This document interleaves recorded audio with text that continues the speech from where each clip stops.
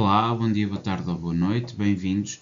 Aqui é esta que é a nossa penúltima lição, a lição 29, aqui do método do jurista, do estudante e do diplomata de topo, que é um programa aqui que está relacionado com a universidade, a oficina da universidade, que tem a ver com estudos superiores e viagens, e aproximamos assim rapidamente do fim deste curso, em que eu vos procurei trazer essencialmente ferramentas e instrumentos de autoconhecimento e conhecimento social, do eu e do outro, do coletivo, de forma a que vocês pudessem aprofundar a vossa capacidade não só de autocuidado, de autoconfiança, que permita depois também vocês terem, de alguma forma, através dessa autoconfiança, uma capacidade maior de autoestima.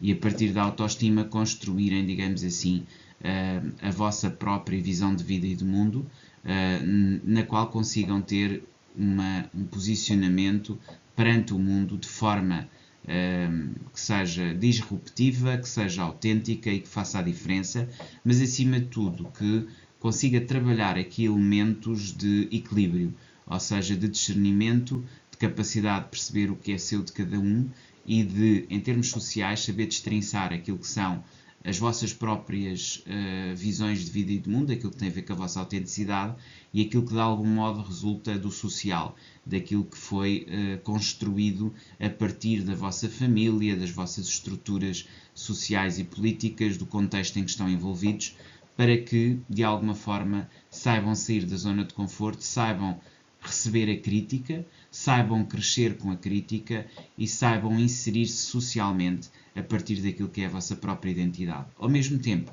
que saibam reconhecer culturas diferentes e conviver com elas através de uma visão que seja altruísta, que seja também de solidariedade, de fraternidade, de aceitação das diferenças, que é aqui um elemento absolutamente essencial. Se nós queremos reconhecer os direitos dos outros e os nossos próprios direitos, temos necessidade absoluta e imperiosa de conhecer a realidade de cada um. E para isso só o poderemos fazer se formos empáticos, se formos capazes de chegar ao outro, perceber o outro, entender o outro a partir dele mesmo e perceber as diferenças entre os outros e nós mesmos, pormos-nos na terceira posição perceptiva e perceber aquilo que nos liga e afasta em relação aos outros. Portanto, a atenção hoje que eu trago aqui é a atenção como um aspecto poderoso, ou seja, o foco, a atenção, a escuta. A atenção é o primeiro passo da escuta ativa, da capacidade de perceber exatamente o que é que o outro nos quer transmitir, pôr de parte a validação ou a necessidade de falar para responder, mas antes, e para defender aquilo que é a nossa visão ou posicionamento, mas antes ouvir o outro de forma genuína. Não significa que no final tenhamos que concordar com o outro, deixar-nos colonizar, mas também não significa colonizar o outro com a nossa opinião. Então a atenção é poderosa porque define o foco, e manter o foco altera a sua visão de vida. Ou seja, quando nós focalizamos e sabemos aquilo que estamos a fazer, e que é, nomeadamente, ser capaz de interagir com diferentes culturas e realidades, nós mantemos a nossa visão de vida. É necessário, no entanto, ter cautela, observar, ser diplomata, evitar a agressividade excessiva, perceber de onde é que vem essa agressividade e soltá-la. Existem aqui várias formas de soltar a agressividade e é muito importante não ficar preso a determinadas situações. Saber ouvir, saber constatar, resolver a questão e depois pacificá-la. A ousadia desmedida fragmenta a atenção e leva ao fracasso. Não é aqui importante fazer sempre grandes rasgos, é importante acima de tudo ouvir, perceber, entender e de alguma forma ter cuidado também com estas ousadias que às vezes temos. Teoria da atenção seletiva. Hoje trazemos aqui como teoria fundamental esta, que é de William James e Broadbent. Portanto, William James e Broadbent são dois autores que defendem que a atenção é selecionar estímulos importantes. E aqui também importa passar aqui um bocadinho para esta percepção de que nós somos motivados por estímulos. Hoje, cada vez mais, numa sociedade que está organizada de um ponto de vista político, numa algoritmocracia e de um ponto de vista, estrutural e económico, num tecnofeudalismo, nós começamos a perceber perfeitamente que temos aqui estruturas que têm que ser adaptadas e que têm que ser transformadas. E, portanto, nós verdadeiramente estamos sempre em resposta a estímulos e temos aqui sempre uma transformação que nos vai, no fundo, limitando, não é? Portanto, focar no momento presente evita estar permanentemente disponível e permite agir com mais sabedoria e com mais integração. No fundo, os estímulos são aquilo que nos afasta da nossa essência. E nós, ao percebermos que existem estímulos importantes na nossa vida que não podemos evitar e que esses devem vir de dentro e da nossa própria capacidade e não estímulos externos, porque a partir do momento em que cedemos a estímulos externos, estamos a ceder o nosso poder pessoal a terceiras entidades, a algoritmos que depois nos vão manipular. Portanto, focar o momento presente, evitar a dispersão, permite agir com mais sabedoria e com mais eficácia naquilo que nós queremos atingir. A teoria da autorregulação, ou seja, aqui também é um aspecto importante. Por um lado, perceber que somos conduzidos por estímulos, por outro lado, perceber que nós temos o poder de controlar e autorregular as nossas próprias intenções, a nossa própria psique e aquilo que são as nossas tendências naturais para seguir determinado tipo de tendências. Esta teoria da autorregulação é também muito importante. Burmeister e Voss, ou Baumeister e Voss, são os dois autores que desenvolveram a teoria da autorregulação.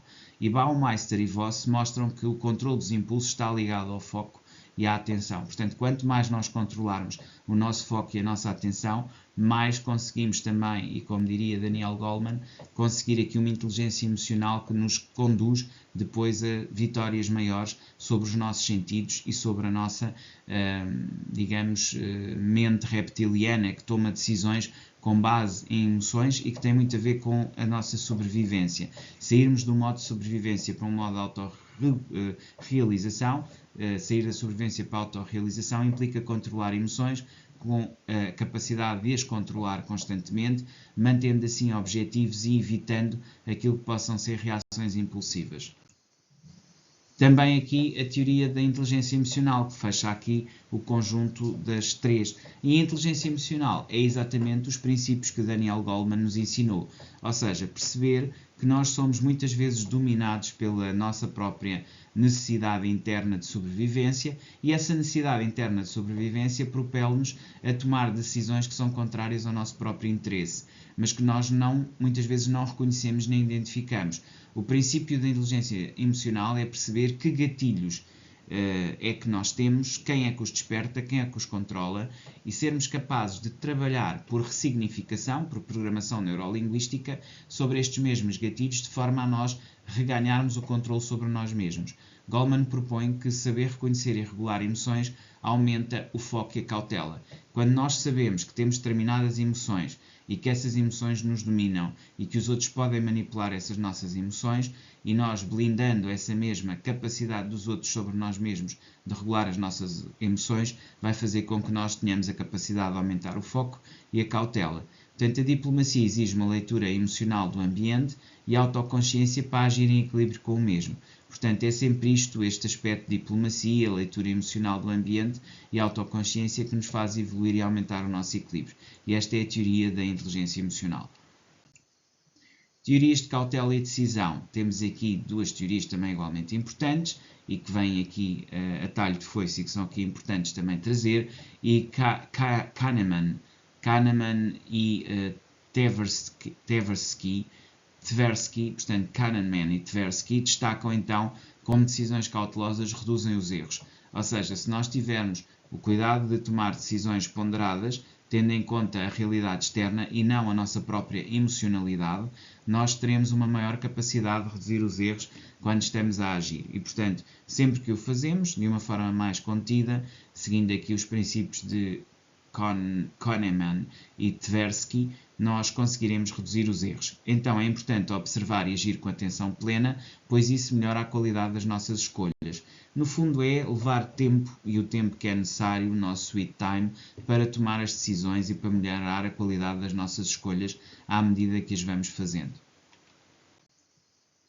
Agora vamos então para os exercícios que eu venho aqui propor. Já sabem que há sempre aqui um tempo de exercícios aqui nas nossas aulas e estamos a chegar ao fim, estamos na nossa, na nossa penúltima aula, mas isto não significa que não possamos aqui também fazer uma reflexão sobre a atenção. Então, como exercício, eu proponho aqui uma identificação de distrações internas e externas, e a partir dessas distrações internas e externas, anotar os efeitos da perda de foco em decisões importantes, ou seja, o que é que o leva a perder o foco, a sua intenção e aquilo que quer realizar quando está perante decisões importantes. Poderá ser o stress, poderá ser o medo, poderá ser uma série de dimensões que provavelmente são externas e que têm a ver com elementos que lhe são exteriores. Então, ser consciente dessas dimensões que afetam a sua decisão também permite controlar. Sempre que nós temos consciência de algo, nós podemos ter controle sobre esse algo. Refletir também sobre situações onde faltou cautela, onde você não foi suficientemente cauteloso. Depois um segundo exercício que tem a ver com cautela e diplomacia, e aqui já estamos num equilíbrio entre a capacidade de sermos precavidos e termos cautela e ao mesmo tempo a tal propensão para o discernimento e para o conhecimento alheio, e aquilo que pedimos aqui como exercício é que simule uma decisão com múltiplas opções e pratique a observação, ou seja, vá a um tantra, vá aqui a uma situação em que você tem, digamos, várias opções, encontre aqui uma encruzilhada de decisões na qual você possa ter a oportunidade de refletir.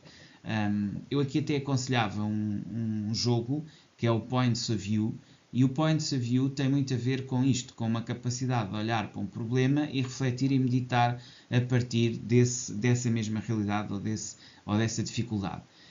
Isto vai levá-lo a evitar a impulsividade, em interações ouvir antes de reagir, ou seja, a controlar a impulsividade, controlar a capacidade de ouvir antes de reagir e gerir os sinais de agressividade praticando práticas conscientes. Ou seja, o Points of View tem isto tudo. Evita a impulsividade, permite ouvir antes de reagir e permite gerenciar sinais de agressividade praticando as tais pausas conscientes. Depois, terminando aqui, o exercício de atenção plena e autocontrole combina, no fundo, este conjunto de 3 exercícios que eu aqui trouxe e que são importantes porque são, no fundo, contextos, ou seja, são aqui exercícios que permitem a prática do mindfulness de forma diária e em tarefas simples, e é isso que eu sugiro que faça, aplicando cautela em situações difíceis. Ao fazer isto, ao aplicar cautela em situações difíceis, terá um conjunto de resultados que deve registar. Depois cria o hábito deste diário no qual registra esses hábitos, cria esse hábito diário de analisar ou de refletir sobre ele durante 15 dias, depois continuar a fazer um estudo aprofundado e desenvolvimento e finalmente uma conclusão em 15 dias através de 2 vezes, o que dará os tais 90 dias de transformação. Espero que tenham gostado desta lição, voltamos a ver amanhã, até lá despeço-me com cordialidade.